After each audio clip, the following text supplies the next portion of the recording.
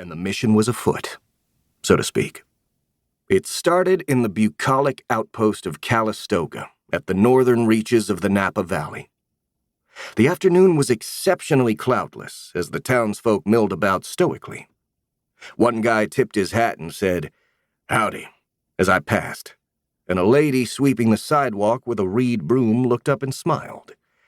They were friendly enough, though judging from the peculiar looks I received, it was clear I was being sized up.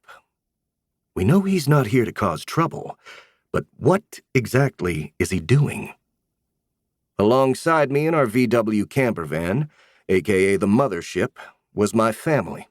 My parents, my wife Julie, and our 2 kids, Alexandria and Nicholas. The mothership would be our operational headquarters for the next 3 days. That, however, implies a level of sleekness that didn't exist. The mothership was more like a roaming funhouse, cluttered with maps, toys, travel magazines, binoculars, and homemade bug-catching jars. Between the seats were pieces of fig Newtons and stale goldfish with a dusting of beach sand. It was the perfect anti-feng shui environment, and we loved it. Macaroni and cheese from a box was easy to cook on the mothership's small stove, and that's what we'd had for dinner tonight. Because of my 2 lives, we didn't eat together as a family as often as I liked, so I treasured this meal, dehydrated cheese and all. We were like any other happy family having dinner together, only we were sitting on the guardrail on the side of a highway. The kids didn't seem to find it strange. They didn't know any different, really. And my parents had grown accustomed to sipping wine from a paper cup while balancing on the narrow railing as cars rumbled past. There wasn't too much traffic on the road tonight, so we engaged in pleasant dinner conversation. I had seconds, and then I finished the rest of my wife's meal. Dessert followed. 2 bananas and a chocolate eclair. "I hate to dine and ditch," I said, "but I've got to be moving along." "Daddy, are you going to be gone all night again?" my daughter Alexandria asked, her big brown eyes filled with enthusiastic curiosity, as if trying to understand why her daddy had this odd yearning to roam that wasn't shared by many other daddies. "Yes, sweetie, I am. But we'll have breakfast together tomorrow morning." Although that conversation was earlier today, it seemed like a lifetime ago. Nearing midnight, they would now all be happily asleep inside the mothership as I made my way through Sonoma and continued west toward the town of Petaluma.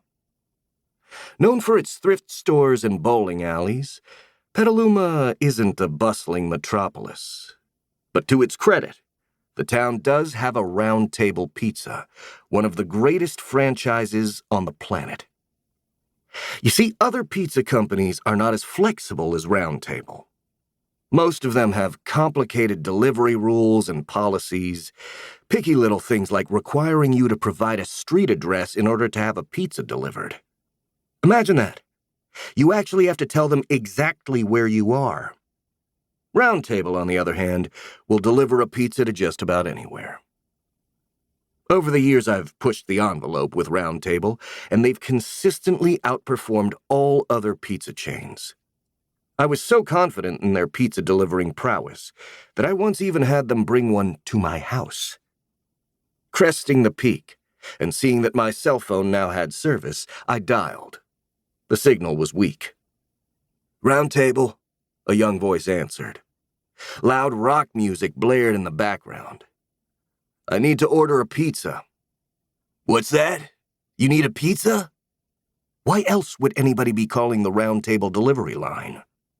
"Yes, I need to order a pizza. I need pizza." "Okay, dude. No need to scream." "Sorry. That's all right. I know how edgy people get about their pizza." "I'm not edgy, I'm just hungry," I said in a very edgy tone. "Whatever, dude. Just be assured that we're going to get you the tastiest grinds imaginable. We toss 'em, they're awesome. Now what's it gonna be?" "I'll take the Hawaiian style with extra cheese."